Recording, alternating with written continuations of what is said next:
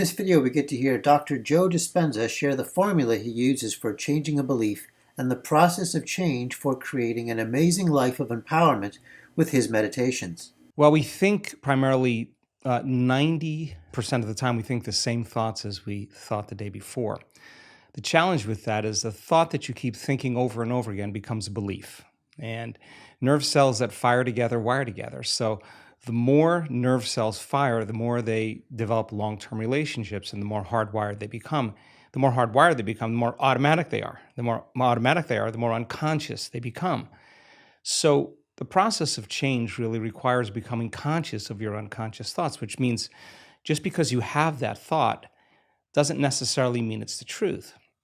If you have that thought and you accept it, you believe it, you surrender to it without analyzing it, that thought will lead to the same choice, which will lead to the same behavior, which will create the same experience, which then will produce the same emotion. The same emotions then drive our very same thoughts. In time, our biology, our neurocircuitry, our neurochemistry, our hormones, and even our gene expression stays the same because we're the same. So in the process of change, when you come up against that unconscious belief and you make it conscious, most people get uncomfortable when they confront that thought. And they're stopping an automatic process. And the body, which has been conditioned to be the mind because it's doing something over and over again, that's a habit, is craving the experience because it wants the emotion associated with it, right? So the thought of being unworthy produces the feeling of being unworthy. That feeling then, when the person feels unworthy, tends to cause the person to think more unworthy thoughts. And it only takes a thought and a feeling, an image of yourself and an emotion, a stimulus and response, and you can condition the body to memorize that behavior and that emotional state better than the conscious mind. So the moment we inhibit that thought or the moment we become conscious of it and we no longer accept it, there's a biological craving that takes place in the body because the body has been conditioned to be the mind. So the body starts influencing the mind to think more corresponding thoughts equal to that feeling. So here comes the assault. Then you're not only unworthy, you're everything else that goes along with that feeling. And this is where people have to make up their mind if they truly want to change. Because if you decide to confront that thought and make a different choice, get ready because you're going to feel uncomfortable. It's going to feel unfamiliar. And there's going to be some uncertainty because you're stepping out of familiar territory.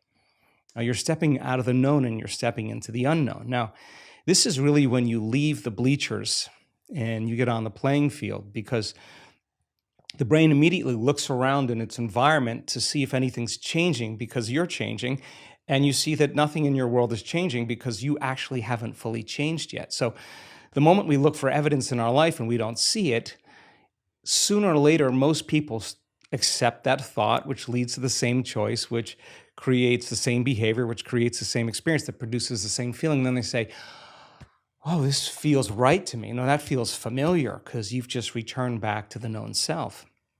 I think that when people truly want to make up their mind to change and they become so conscious of those unconscious thoughts, they would never go unconscious to them again. That's the moment the body is being reconditioned to a new mind. If you inhibit that choice, that leads to that habit or that behavior. A habit is when you've done something so many times, the body knows how to do it better than the brain. Now you're stopping the body from being on its automation, on autopilot. And if the body's craving the feeling of unworthiness and you're stopping the body from feeling that way, and you're aware in your life how you speak, you're aware in your life how you're feeling, and you're checking in, you're saying, do I really want to feel this way? This is that river of change where you're going from the old self to the new self. So it makes sense then. If those principles in biology work in that way, they could actually work in our favor. So if you said, okay, I'm going to sit down for a few minutes, I'm going to become so conscious of my unconscious self, my unconscious personality, that victory today would not be going unconscious to those thoughts, behaviors, and emotions. Okay, let me get so familiar with them that I don't go unconscious. Okay, I got that down. Now, what thoughts do I want to fire and wire in my brain? And if a belief is a thought that you keep thinking over and over again with intention, And with attention, you'll switch on that prefrontal cortex and assign meaning to the act and start installing new circuits in your brain. If you keep doing it over and over again, it becomes more hardwired, it becomes more automatic. And now you're installing a new belief that you are worthy of love, you are worthy of abundance, you are worthy to heal, whatever that is. That's the thought you do want to believe in. And when it matters the most is when it's the hardest. Because if you don't have the circuitry in place, you'll default back to the old programs, right? So then if you said, how am I going to be in my Zoom calls today? How am I going to be in traffic today? How am I going to be with my ex, my coworkers? And you started thinking about and rehearsing how you were going to act in certain situations. The brain actually doesn't know the difference between the real life experience and what you're imagining. The research on mental rehearsal shows that the brain will look like in time that it's already had the experience and it's vacant of the experience. Now, keep firing and wiring those circuits and you're going to begin to behave that way. So now you're installing circuitry now to use in your life to get your behaviors to match your intentions. How would it feel to feel worthy of love? How would it feel to be grateful for life? How would it feel to be worthy of abundance? And you said, I'm going to teach my body emotionally what this feels like before the manifestation of the event. You're not waiting for your life to change to feel worthy. You're actually changing your life by becoming worthy. You're generating abundance. You're generating love. You're creating an elevated emotion. Now, our data is so compelling because when you truly begin to elevate your emotional state and you could really lock in, to those elevated emotions, your body is so objective that it actually believes that it's living in a whole new environment before the environment changes. In other words, the body's believing it's in that new future. And if the environment signals the gene, and it does, and the end product of an experience in the environment is an emotion, you're actually signaling genes ahead of the environment, and your body will begin to become conditioned to a new mind. Now think about this. If you did that every day, the word meditation literally means become familiar with. You become familiar with your old self, you become familiar with your new self, and you say, I'm not getting up until I feel this feeling. And then you'd say, I want to be able to bring this feeling up whenever I want. I'm going to keep remembering this feeling over and over again. It only takes a thought and a feeling, an image of the future and emotion, a stimulus and response that you can condition your body to believe it's living in a whole new life. And when you feel the emotions of your future, something amazing happens. You're no longer in lack or separation, so you're no longer looking for the event to take away that feeling of lack or separation. Your body's actually believing it's in the event. And so then you're not looking for it. You feel like it's already happened. Get ready, because that's when your life begins to change. And so we've discovered that if you're actually practicing this and you immersed yourself in that experience fully for 7 days, the amount of metabolic and biological changes that will take place in your body will be so significant that your body will actually believe it's living in that future. And yet, most of the people that come to our workshops are literally in a ballroom. There's nothing really exciting happening in the environment, but their body's believing they're living in a whole new life. And so one thought leads to a choice, which leads to a behavior, which creates an experience that produces an emotion. So then new information, new knowledge begins to cause you to think differently. If you can remember that knowledge and begin to make a different choice because you want to experience the truth of that information, you'll have to behave differently. And when the experience occurs and you feel the feeling of your abundance or wealth, I guarantee you, you're going to continue wanting to make the process of change something consistent in your life. So to fulfill the first part of that question, it's an experiment, right? It's an experiment. Life is an experiment. So if your personality creates your personal reality, and your personality is made up of how you think, how you act, and how you feel, if you keep thinking the same way, you keep acting the same way, you keep feeling the same way, your life is going to stay the same because you're the same.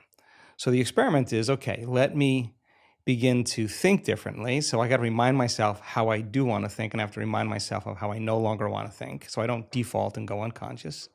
Let me remind myself how I'm going to behave so that I could actually get my behaviors to match my intentions. And let me remind myself of how I'm going to feel. If I'm able to succeed in that day, then there should be some change in my life. It's the experiment. And if it doesn't change, that doesn't mean the law doesn't work for you. It's just you're not that good yet. You just got to keep practicing, right? So the act of disconnecting from your life long enough to remind yourself of who you do want to be and who you no longer want to be, that experiment then is the experiment called life.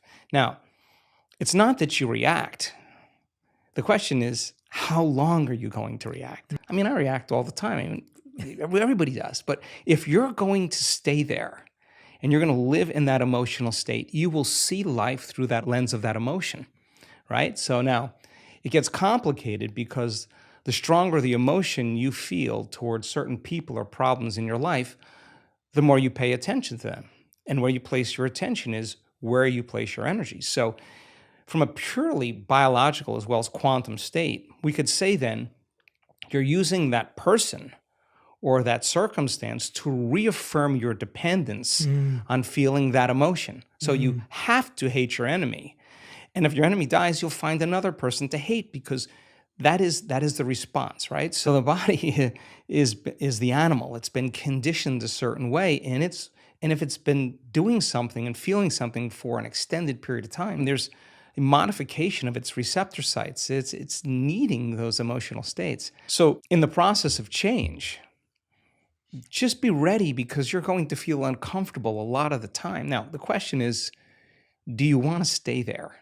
So then most people think they don't have any control over their emotional state. They think, I'm just this way and I feel this way. Well, we actually can show people that that's not the truth, that when it's the hardest, it matters the most. And if you're able to really work and train your body like you're training an animal to stop feeling one way and start feeling another way, if you believe that you're an eternal being, let's just say that, just most religions talk about we're eternal.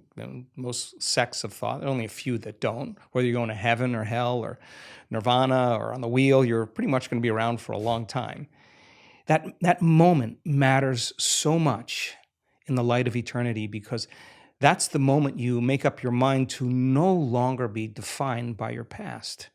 Why are you being defined by your past? Because emotions are a record of the past. And so then if you're feeling that emotion, your body is believing it's back in that same experience of the past. So the more knowledge that we have and understanding that justified, valid or not, those emotions are hurting no other person but you, because the long-term effects of living by those emotional states, those survival states, are actually down-regulating genes and creating diseases. Sooner or later, you're going to have to ask yourself, is this loving to myself? And forgiveness is just when you overcome the emotion, you take your attention off that person or that problem, and you're freeing yourself and you're freeing them. So people do the best with what they think is available. That's my belief. And if you're unaware that you can control your emotional states, you'll rely on something outside of you to do that, whether it's a computer game, whether it's a Netflix show, whether it's a drug, whatever it is that you need to make that feeling go away. You're dependent on your outer world. And I think that's a hypnosis. That's a conditioning. You teach people that you can actually regulate and change your emotional states. You give them the tools to literally step into a new future. So that process, of course, is extremely uncomfortable. And the question is, how long are you going to stay in that emotional state? And 50% of the story that most people tell about that past experience isn't even the truth. Because they're making things up, and they're doing that so that they can justify why they haven't changed since some past event. Most people reach a point in their life where they reach crisis or disease or diagnosis or loss or betrayal where they finally go, gosh, it's time to change. I think change is an ongoing process, and the more we change, the more we should see evidence in our life. That makes it exciting. The stronger the emotion we have to some experience in our life, the more altered we are inside of us. The more the brain freezes a frame and takes a snapshot. And that's called a long-term memory. That image is being bossed neurologically in the brain. So then what most people don't know is that every time they remember that event, that trauma, that betrayal, that loss, whatever it is, they're producing the same chemistry in their brain and body as if the event is occurring. So what happens over time is that conditioning process conditions the body to literally live in the past. So if a person is living by the same familiar feeling every single day, whether it's guilt or unworthiness or pain or suffering or victimization or depression or whatever it is, it's so important for them to come right up against that emotional state because they're coming up against the known. The question fundamentally becomes, for that person, is it possible then to feel a different feeling? Now, if you cannot feel a different feeling other than the feeling that you're used to feeling, it should tell you volumes about that feeling because it's going to influence your very same thoughts. So the research that we've done over and over again is that the only way you're actually going to reprogram your brain to work in your favor is you got to learn how to regulate your brain waves. And you know this, of course. Beta brainwave patterns are thinking brainwave patterns. It's the analytical mind. It's our critical facilities. We're in beta right now. We're aware of our bodies. We're aware of the environment. We're aware of time. The neocortex is switched on. It's what plugs us into three-dimensional reality. It's the seat of the autobiographical self. There's a lot of circuits in there from things you've learned intellectually and things you've experienced in your life. So for the most part, it's a repository of the past. 90% of those thoughts that we think being the same thoughts as the day before tend to become like automatic programs, and they become more subconscious or more unconscious. So in order for us to begin to change those programs, we got to get into the operating system. And the only way we do that is we got to slow our brain waves down in that thinking neocortex. The challenge for most people is they have so many demands in their life. They have so many emotional responses to circumstances in their life that they're living in a state of stress and living in a state of survival. In a state of stress and survival, you don't close your eyes. You got to keep your eye on the ball. You got to keep your attention on the outer environment. So their brains tend to work in a higher brainwave pattern, a mid-range or high-level beta brainwave pattern. And that's like driving your sports car in first gear. It's a lot of energy for the brain. So learning how to regulate and slow your brainwaves down is something that we've been very, very interested in. When you teach people how to do that, it could become a skill. And when the brain starts to relax and it moves into less of that chatter that takes place in your brain and more of kind of an imaginary state, the brain sees in pictures and images, it's more creative, we're moving into that alpha state. So now the door between the conscious mind and the subconscious mind opens up as we get beyond our analytical mind. And our analytical mind is actually what separates the conscious mind from the subconscious mind. So as you slow your brain waves down, you get into alpha, you're entering the operating system. And that's where you can rewrite a new program. That's where you can rehearse a new script. That's where you can begin to plan your behaviors in an intentional way. If you can't change your brain waves, then it's like your computer running amok with all of those programs and you yelling at it, telling it to stop. You're not in the operating system. Some people can get to the point where they're so relaxed that the body's in a light sleep, and yet they're conscious and awake, and now they're in this theta brainwave pattern. And in theta, that's a hypnotic state. We're very suggestible to our thoughts. And that state then is where we see the most change take place. And so the person can literally change from the inside out when they learn how to get into the operating system.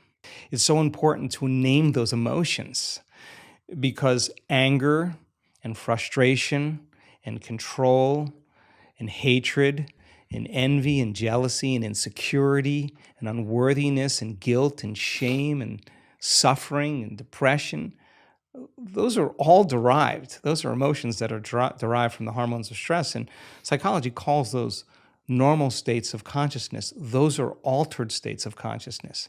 Because in stress, the physiology is that we're knocked out of homeostasis. We're knocked out of balance because we're perceiving some threat, some danger, some emergency. And so the stronger the emotion you feel to whatever stressor there is in your life, the more you pay attention to it. And so in time then, you have to keep your attention on all the important elements in your life. So you sit down to do a meditation. And when you're living in stress and you're living in survival, there's only three things that are important in that moment. Your attention is on your body because you got to preserve it. Your attention is on something in your environment. And what's in your environment? People, objects, things, places. And you're very preoccupied with time. And when you're in stress and you're in survival, the brain goes onto a default mode and it's naturally trying to predict the next moment based on what it's learned in the past. And so as you always try to forecast the future based on your memory of the past, you can't be in the present moment, right? So, and yet our model of change, what we discovered is that the only way a person can change is when they get beyond their body, they get beyond all the elements of their environment, and they get beyond that predictable fusion of familiar past, and they sink into the present moment, which is the unknown. So if you can't do that because of the hormones of stress, most people will sit down and they'll say, okay, I'm going to close my eyes. I'm going to start this process where I'm going to rehearse how I'm going to be today. And they start thinking about their cell phone.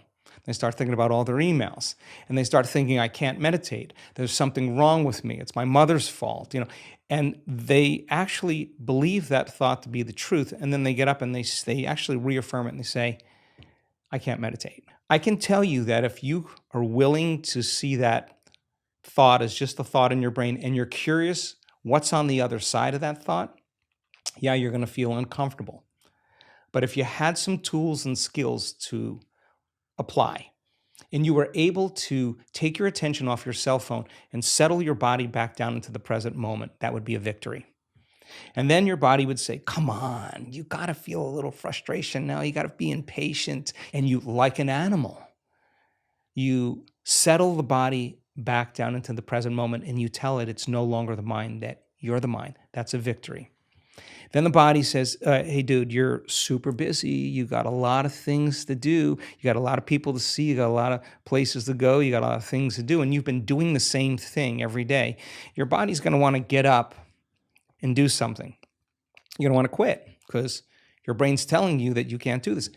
If you had the awareness to settle the body back down into the present moment, you would be executing a will that's greater than the program, because most people lose their free will to those programs. And it's that tedium in the beginning that is an uncompromising will, where you keep training the animal to stay, to take all of its attention off the environment, to get beyond all the cravings, the feelings, the habits of the body, the drives of the body, and catch yourself defaulting to that predictable future, bringing your body back into the present moment, siphoning energy back, your attention into the past based on those familiar emotions. If you're willing to do that for just a few days, you could actually liberate an enormous amount of energy from your body. You go from particle to wave, from matter to energy, and you're literally transmuting those limited emotions into elevated emotions, and something really beautiful happens if you're willing to fire the crucible and sit through that long enough. All of these emotions move, that energy moves right up into the heart, and the person starts falling in love with life. They start feeling this state of gratitude, this gratefulness to be alive, this ineffable word of relaxed and awake. And something really magical happens when we've discovered this little simple thing. When that energy makes it to the heart, there's only one place it wants to go, and it goes straight to the brain. So the person starts relaxing into their heart when they feel this feeling, and the more they relax into the heart, the more their brain all of a sudden starts becoming aroused. And they start going into these elevated gamma brainwave patterns. Now, gamma is not unconscious. Gamma is actually super conscious. It's actually super aware. You're outside the program now. So when that occurs and the brain goes into gamma brainwave patterns, what we discovered is it's not a little gamma. It's not a lot of gamma. It's not a whole lot of gamma. It's a supernatural amount of gamma. And we start seeing these brainwaves where we see theta start carrying alpha, and alpha starts resonating with beta, and beta starts creating high beta, and high beta starts creating gamma. And you see these standing waves of brain coherence happening. And the person feels so amazing that they don't want the moment to end. And so we see when they put their attention on their heart, like filling a gas tank, we see on the gauge of on the scan, this very low frequency start rising in the heart. The energy that's the heart uses to function actually goes up because they're placing their attention there. And where they place their attention is where they place their energy. And then you see the parasympathetic nervous system come up with it. That's the nervous system of relaxation. And then we see it kind of drop. And we see the sympathetic nervous system starting to go up. And now sympathetic regulation is an arousal, right? But the arousal isn't fear. The arousal isn't hatred or aggression. The arousal isn't pain. That's the arousal created from survival. There's only one other arousal, and that's ecstasy. That's bliss. And the person all of a sudden feels connected to something greater. Now, here's the beauty. We can see people do this in 15 minutes. The most important takeaway around all of this is that feeling that they're feeling is not coming from anywhere outside of them. No person's doing that. No wardrobe change is doing that. No sports car, no football game. Nothing is doing it to them. It's actually coming from within. That is the moment they stop looking for it outside of them, and the love affair begins. And so when we start feeling these elevated emotions, these more selfless emotions, it's not like you have to try to forgive. It actually is the side effect of you changing your emotional state. You no longer want, because you feel so whole, how could you want anything? So we started interviewing people when they had these moments, and they had such an incredible amount of love that they felt. We measured their oxytocin levels. They're very elevated. The amount of gamma in terms of coherence was 200, 300, 400 standard deviations outside of normal in coherent gamma. Now, 3 standard deviations outside of normal in gamma is about 2% of the population. 200, 300, 400, a lot of energy in the brain. So the brain all of a sudden is receiving an enormous amount of energy. So we've discovered relaxed in the heart and awake in the brain. And that process of transformation is your willingness to sit past that thought, past that emotion, and keep training the animal. And sooner or later, you can recondition it to a new mind. So we teach meditation 3 ways: to become familiar with your old self and to become familiar with your new self. That's what the word meditation means, familiarization, to become familiar with. So we use that model for change. To slow your brain waves down and get beyond your analytical mind is meditation. And you teach your body how to do that. And we've discovered a formula that simply makes it very easy for people to do it. You practice it, you'll get good at it, just like anything else you practice. So to get beyond the analytical mind is another way to reprogram ourselves.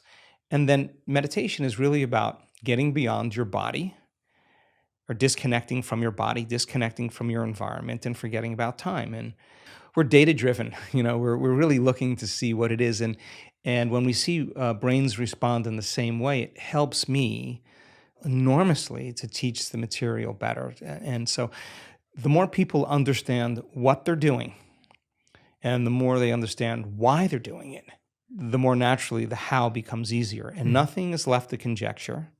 If nothing is left to superstition or dogma or even spiritual, traditional words, use science as the contemporary language to demystify that process.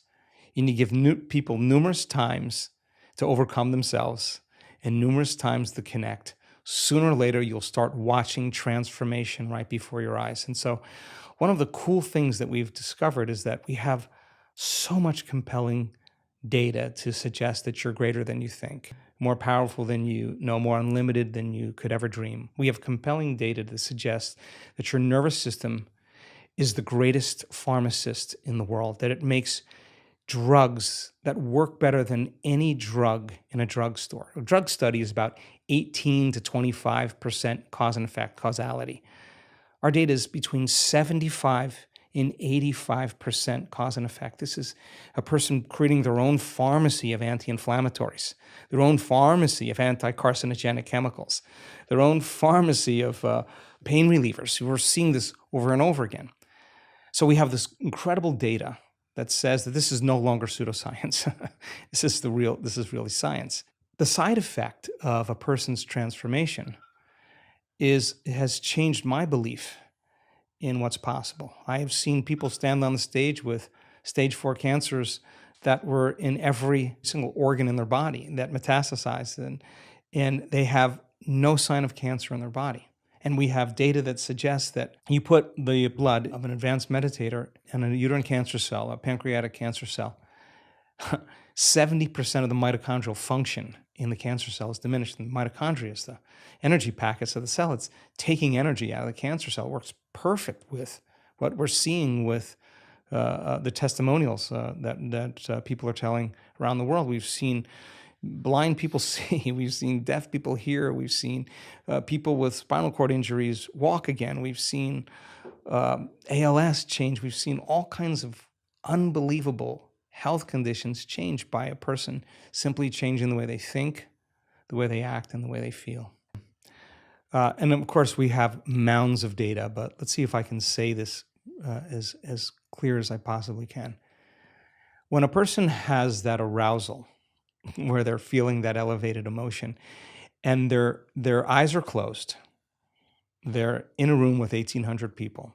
There's music playing in the background. They're not eating, they're not smelling, they're not tasting, they're not moving about and feeling. On some level, they're having an inner experience, right? And the body is so objective that it's literally believing it's living in a new environment. And so that elevated emotion somehow tends to drag the body right out of the past into the present moment. So many people with everything from eczema to muscular dystrophy, when they have those events, there's a biological change that takes place in their body where they feel completely differently. Now, some people heal all the way. Some people are out of their wheelchair and they're walking again, but they're limping. And that doesn't mean it's over. It just means they made contact or they hit gold. And so there's varying degrees that we see. We've seen people for 7 years work on a terminal health condition. It took them 7 years to heal that health condition. When people have those more profoundly aroused states, it seems like their change is much more immediate and much more permanent. But for the most part, we see people's response pretty dramatic. Now, it's also important to say that we have seen people heal from terminal cancers, stop feeling those elevated emotions and return to responding to the circumstances and conditions in their life and return back to the same personality. The same personality is the same personal reality. And their body's believing it's living in that same environment, and they're feeling the same way, and they're in the habit of acting the same way and thinking the same way. And lo and behold, the condition returns. We've seen people heal themselves of Parkinson's disease more than once, have one response to some very serious event in their life that produced a very strong emotion. And in 1 hour, their condition returned because they literally went back to their old self. And we've seen that person turn around and reverse the condition again. Again, people do the best with what they think is available. The person standing on the stage, we've had numerous physicians and researchers stand on the stage, they're the 4-minute mile. They're telling the community, I'm the example of truth. This is no longer philosophy. This is no longer theory. Here's my scans. We had someone with bilateral breast cancer just recently. No evidence of cancer in her breasts or any lymph nodes, no longer in her liver. I'm looking out at the audience, and everybody's leaning in. There's the 4-minute mile, and that person's telling the truth, and they're telling a story, and it's not pretty. It's not always rosy. They went through a lot of dark nights. They went through a lot of their condition getting worse. But every day they had to show up for themselves. If they stopped showing up and doing the work, they would really not believe it was possible. But if they showed up and did the work, it means that they believe it's possible. I think when you believe in possibility, you got to believe in yourself. When you believe in yourself, you got to believe in possibility. So it used to be a few examples of that. Now we have so many great testimonials, so many great stories that now people, it's becoming infectious, just like a virus or any bacteria becomes infectious. Now health and wellness becomes as infectious as disease. And you get a community of people starting to break through, and you start seeing these changes where people stand on the stage. Invariably, you're going to see a very strong shift in consciousness, and consciousness is awareness. And if you're unaware that you could actually heal yourself, you'll make the same choice. Once you see it, I think it starts creating a brush fire, and that's really the exciting part. So we're seeing so many great testimonials that are undeniably great stories of transformation. And many of those people still no longer have their eczema, still no longer have their Parkinson's, still no longer have their cancer. So your brain is trying to control and predict everything that's taking place in your life, because stress is actually created when you can't predict something, you can't control something, or you have the perception that something's going to get worse. Okay, so you switch on that primitive nervous system, the fight or flight nervous system, and as you shift your attention from one person to another thing, to another place, to another problem, every one of those different elements has a neurological network in your brain. So the arousal of the hormones to say, pay attention, there's danger. As you start shifting your attention to each one of these elements that have neurological networks in your brain starts firing very incoherently. And in fact, you could actually, by thinking about your problems, turn on the stress response just by thought alone. And that's what most people do. So now there you are, you're sitting in traffic. The heart is pumping because it's trying to get blood to the extremities, because a primitive system is switching on, saying that there's a predator, there's danger. And the heart is beating against closed arteries. And the heart starts beating out of rhythm, it starts beating out of order, and it starts beating very incoherently. So when you have incoherence in the brain, and you have incoherence in the heart, when waves are incoherent, when they intersect with each other, they cancel each other out. And when they cancel each other out, that's less energy in the brain. If there's less energy in the brain, you're going to default to some of those reflexive systems. If energy is diminished in the heart, you're not going to trust. You're not going to be vulnerable. You're not going to want to commune. You're not going to want to connect. You're not going to want to feel grateful. It's not a time to feel any of those things. It's time to run, fight, and hide. Okay, so most people say, okay, well, I had a stressful day. I was stressed out the entire day. And at the end of the day, they turn on the TV and they relax. The important thing to realize is that if you're relying on something outside of you to change that emotional state, you'll become dependent on it. So is it possible then to begin to create more coherence in the brain? And the answer is yes, because when you're under the gun of those chemicals of survival, you're narrowing your focus on the cause. You hear something moving in the bushes, you freeze, and you narrow your focus. And it's that narrowing of focus that tends to be obsessive. When we're in stress, we overthink things, we overanalyze. That actually, we've discovered, makes the brain worse. And it actually makes the heart regulate more out of order. So then we said, okay, if the brain is narrowing its focus and it's becoming over-attentive, and instead of focusing on something material or something known, just open up and focus on nothing. And the act of broadening the focus actually causes a person to stop thinking and doing and start sensing and feeling, is actually what starts to slow their brain waves down. The redundancy of shifting your attention from one person, to another problem, to another thing, causes the brain to fire like a lightning storm in the clouds very incoherently. So as you start to open your awareness and sense nothing, we've seen this thousands of times, those different networks that are firing out of order start to synchronize. And what syncs in the brain links in the brain, and the brain becomes more orderly. It starts to become more coherent. If you could learn how to rest your attention in your heart, and where you place your attention is where you place your energy, regulate your breath, start slowing your breathing down, even if you did it for 1 minute, you could actually begin to change your brain waves, and you could actually cause your heart to start functioning more regulation and more order. If you said, okay, I'm going to work with my body, and I'm going to start breathing, and I'm going to start feeling emotions that I do want to feel. Yes, it may take you a few minutes to get there, but if you keep practicing it over and over again, the heart starts producing a very profound signal. It starts to produce an external magnetic field. It's measurable. So now you have a coherent brain, which means you can get very intentional. And you have a coherent heart, which means you can feel the emotions of your future before it happens. Somehow you have this broadcasting of this Wi-Fi signal. And the brain tends to be electrical in nature, so it sends out an electrical charge into the field. The heart is the magnetic charge. It's what draws things to us. It's the magnetic field. And now you actually, by changing the way you think and the way you feel, you're changing the signal in the field. And if you're able to maintain that state for an extended period of time, I say something magical is going to happen in your life. Something unusual, some unknown experience is going to occur. If you keep thinking the same way and feeling the same way, your life should stay the same. So we do 1-minute practices, we do 5-minute practices, we do 30-minute practices. We want to get so good at doing it with our eyes closed that we can do it with our eyes open. Sometimes we have to be super aroused. And sometimes we really have to pay attention. And sometimes there are threats and dangers where that primitive nervous system actually works in our favor. And that's the emergency system. But you got to also realize that you only have a certain amount of energy.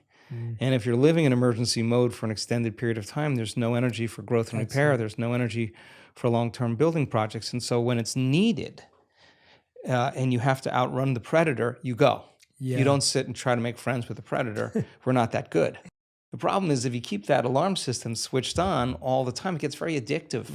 I've looked at people's brain scans and watched their brain get worse in the early days and tapped them on the head and say, what were you doing in there? 100% of the time, they were analyzing the problems in their life within that disturbing emotion. And if an emotion is a record of the past and they can't think greater than how they feel, they're thinking in the past, there's no solution there. Get beyond the emotion and you'll see possibility because you're no longer in the box of that emotional state. Now, that's so much easier said than done because you're going against thousands of years of programming, of living in survival. I mean, 200 years ago, it wasn't easy being human. I mean, we're in survival all the time. I mean, famine, every disease. I mean, it was hard to be human.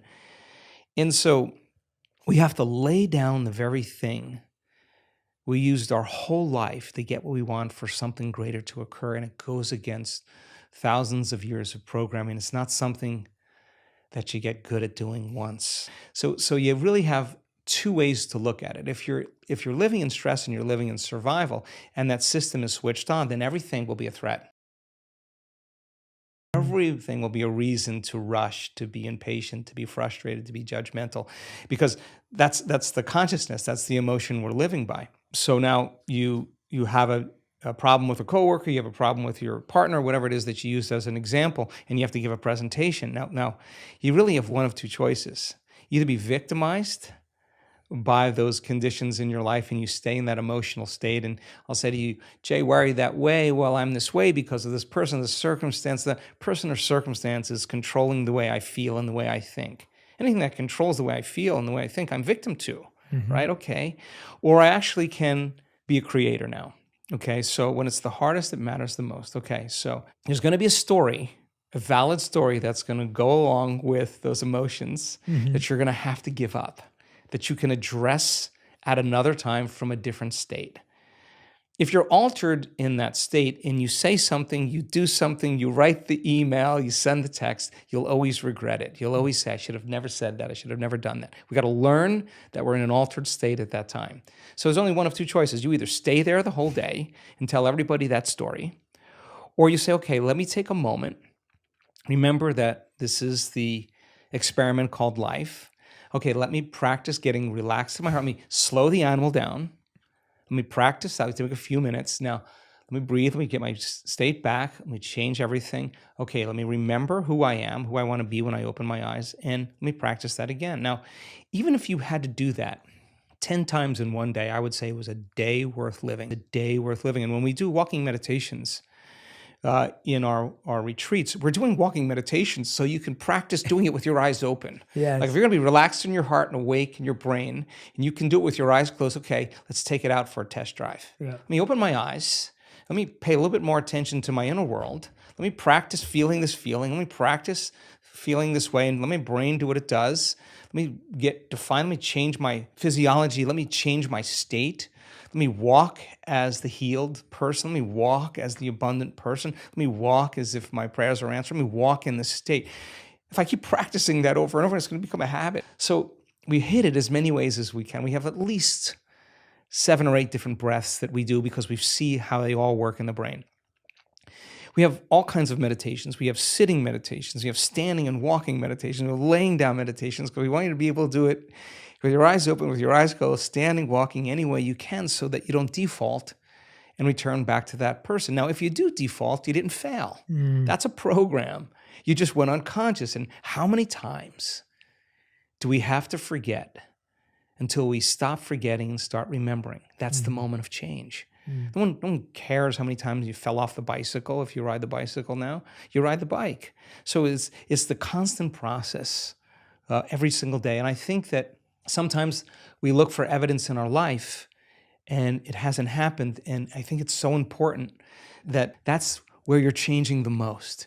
And when you get to that point where you could care less if it happens or not, because you feel so happy, so grateful for who you are, get ready because your life is going to begin to change in magical ways. I'm so proud of our community, not because they do the work every day, not because they're trying to be good or please anybody. They do it because they don't want the magic to really end. The experiment is too good. They're going to continue to be a creator in their life. So then when they change the way they feel and the way they think and they start seeing evidence in their life, they're going to remember what they did inside of them to produce that outcome, and they're going to believe they're creator of their life and less of the victim of their life, and that's empowerment. Yeah. And you can't take that away from anybody. You can't tell me now you're too sick to do that. You can't tell me you're too old to do that. You can't tell me you had a horrible past, you're too out of shape. You can't even tell me that you never meditated before, because we have people that come, they know nothing, they get dragged by somebody, and they have the most profound experience because they're not expecting anything. And we have data that suggests that when you don't expect anything, you're going to have a profound moment. So everybody can do it. There's nobody that's so special to be excluded from this process. And we have had people that have had brutal pasts with abuse, with trauma. We've seen Navy SEALs and prisoners with horrible, horrible memories literally transform in 7 days. And I could say right now that you make the time every single day to decide who you're going to present to the world, and you get up as that person. You're going to fall a lot of times, but sooner or later, once you start to change, it's pretty hard to go back. I think the biggest challenge for a lot of people, and 70% of the time, people are living in that state of survival, living in that state of stress. The more you understand what that actually does to you, the more you can make better choices on how long you actually do want to stay there. Here's an example. Many people who are changing a health condition in our work, they start to do the work, they start noticing, I'm sleeping better, I have less pain, I got my appetite back, I feel like I have more energy. They start noticing these subtle subjective changes. They go to their doctor, and their scans still show that they have their health condition. So they're noticing a change, but they're not healed all the way. Now, they don't say it didn't work. They say, what is it about me that I still have to change in order to heal? What thought, what behavior, what emotion? So they're a work in progress, right? Many of those people discover that they have one really good hour of meditation where they feel connected, they feel like their heart is opening up, they feel like their brain is coherent, they feel really great, they don't want the moment to end, and then they spend 15 or 16 hours of their day back in a program, rushing around, back in their emotional states, responding and reacting, and they realize that how could 1 hour of an elevated state weigh against 15 or 16 hours of my response to everyone and everything in my life emotionally is derived from those familiar emotions of fear or anger or hatred or pain or suffering, whatever. Okay, so now this is where the practicum actually goes to the next level because they're no longer just sitting down and rehearsing who they want to be. They're actually rehearsing for their life. They're saying, okay, when I see that person, when I'm in that circumstance, I can't go unconscious and feel this emotion, and I can't go unconscious and say these things or act this way. How am I going to act? What would love do? What would greatness look like? They don't know. They read about it. They get more information, and they're building this model. And now all of a sudden, their response to people, to circumstances, to problems in their life are changing. That's because they're changing. Then they notice that their health condition starts to improve a little bit more. Now they don't say, how come my Alzheimer's or my Parkinson's or my ALS hasn't healed? They're saying, how much more can I open my heart in my day and feel this with my eyes open all day long? If I understand that if I live by these emotions, I'm signaling genes ahead of the environment. Oh, I'm going to stay in this state because it's this emotional state that is actually going to heal me. So I got to remember this feeling. I got to remember this feeling. I got to remember this feeling. And now they're no longer trying to remember the feeling just for any other reason, but because they want to remember the feeling when they're with their eyes open. Now they're understanding that the more that they change, the more that their health changes. And you can have the best diet, and you could do the best exercise, and you could be really rigid in the food choices and vitamins and minerals, and keep your body chemically balanced and physically balanced. But if you're not emotionally balanced and you're constantly in that fight or flight system, stress is when your body's knocked out of homeostasis. The stress is when your brain and body are knocked out of balance. So you could have all those things working for you, but if you are living in fear, or you're controlling and you're rigid and you're perfectionist and you're hard on yourself, it's going to make sense that is going to have to change in order for you to change. They start getting it. That's the only way I'm going to change. If I don't change, it's not going to change. I mean, this is a never-ending process of self-discovery. I mean, there's always challenges that you'll have in your life that are going to initiate you into becoming conscious of what you're unconscious to. Yeah. And you got to meet those challenges from a greater level of consciousness than the consciousness that's created. And if you don't, your response in the way you feel and the way you think being the same, and if you believe that how you think and how you feel creates your life, if you don't change the way you think and the way you feel, your life's going to stay the same because you're the same. I mean, that's the way it works. So you could either stay uncomfortable, or you could actually say, how do I want to feel? Instead of memorizing this emotion, let me memorize this emotion. Let me open my heart when it goes against everything that I've been taught and programmed to do. I mean, and that's really when it really begins to matter the most. So it's really an exciting time, and I'm so happy to see that people are wrapping their minds around all of this and doing it for themselves.